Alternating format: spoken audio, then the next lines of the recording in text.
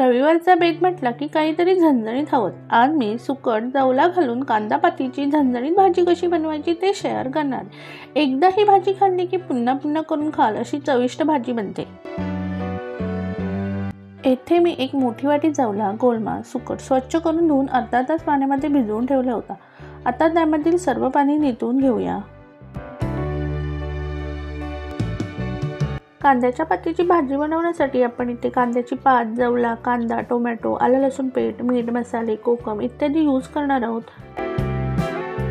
आपण इथे एक जुडी कांद्याची पात चांगली स्वच्छ करून धुवून घेऊन कट करून घेणार आहोत।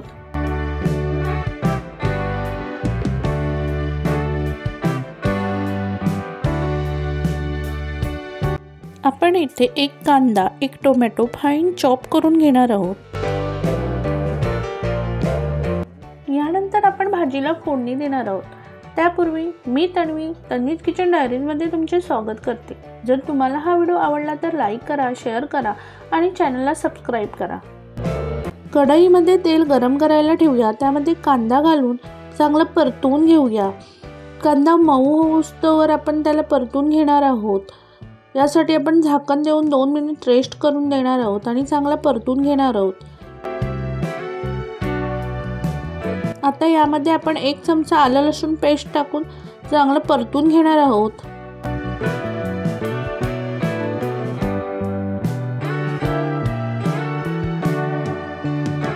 यामध्ये आपण 1 टोमॅटो टाकून चांगला मऊ होईस्तोवर परतून घेणार आहोत।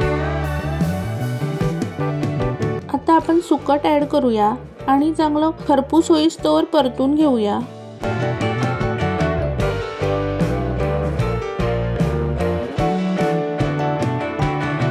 या स्टेजवर आपण यामध्ये 1 चमचा मालवणी मसाला, 1 चमचा गरम मसाला, अर्धा चमचा हळद ॲड करून घेणार आहोत आणि मसाला भाजीमध्ये चांगला मुरवून घेणार आहोत।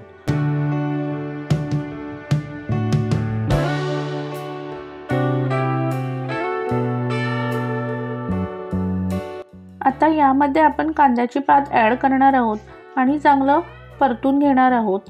कांद्याची पात मऊ होईस्तोवर आपण याला आता परतून घेणार आहोत।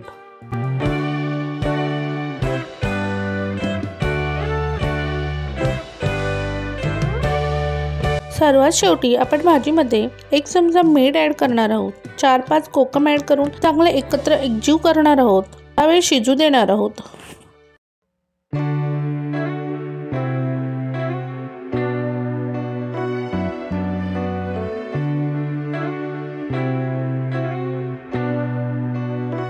आवडीनुसार आपण यामध्ये कोथिंबीर घालून घेणार आहोत व परतून घेणार आहोत।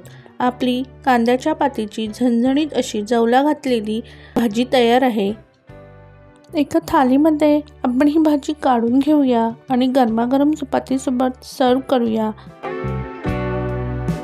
असेच नवनवीन व्हिडिओ पाहण्यासाठी कृपया आमच्या चॅनलला सबस्क्राईब करा। पुन्हा भेटू नव्या व्हिडिओमध्ये नवीन रेसिपीसोबत। तोपर्यंत good bye. Thanks for watching.